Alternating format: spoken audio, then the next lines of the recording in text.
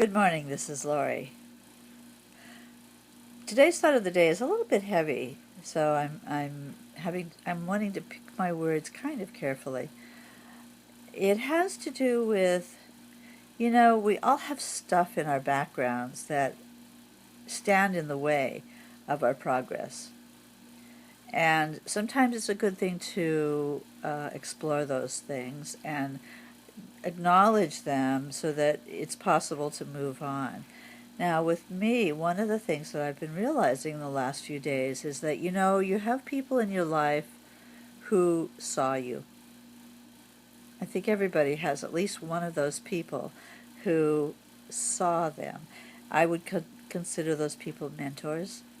My first mentor was a woman named Miss Daisy Bond. Now, Daisy was a piano teacher, but she also taught at the Arthur Murray Dance Studio in Yakima, Washington. And when she started teaching me piano, she recognized that I probably would never be a piano protege, really, but that there was something else.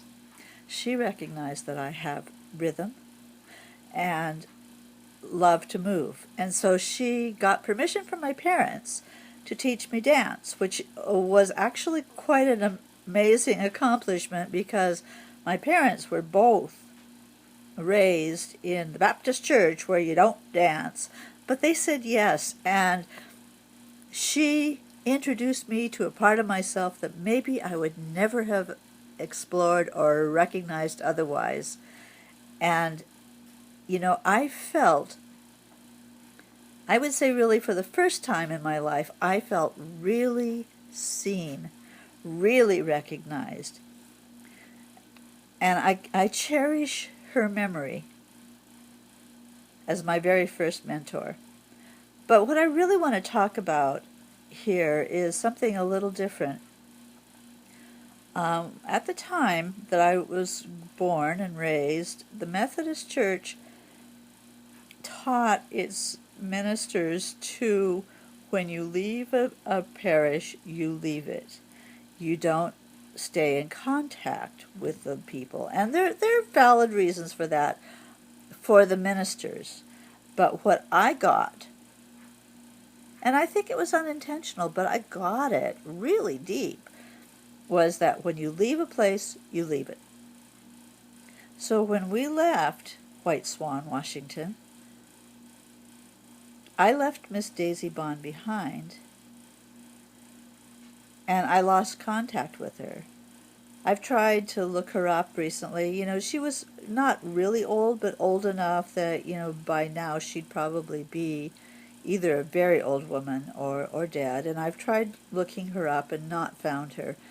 And it's like one of the great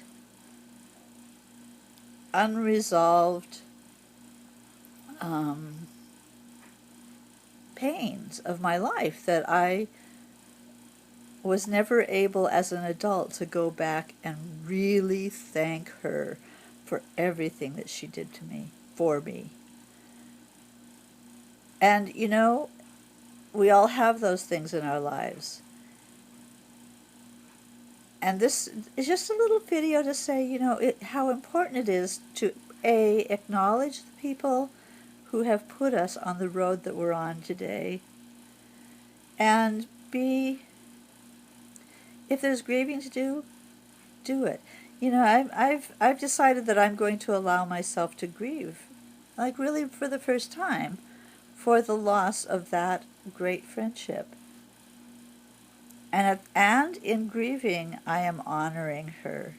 So, Miss Daisy Bond, wherever you are, and I sound like, and good night, Mrs. Calabash, wherever you are.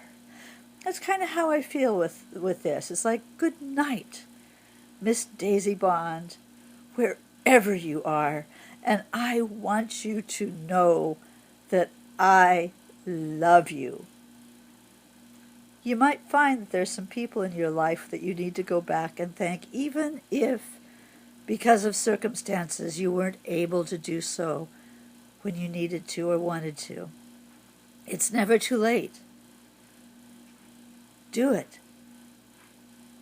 Make a list of all the people that have influenced you and who you want to thank, and then thank them, even if you can't thank them in person.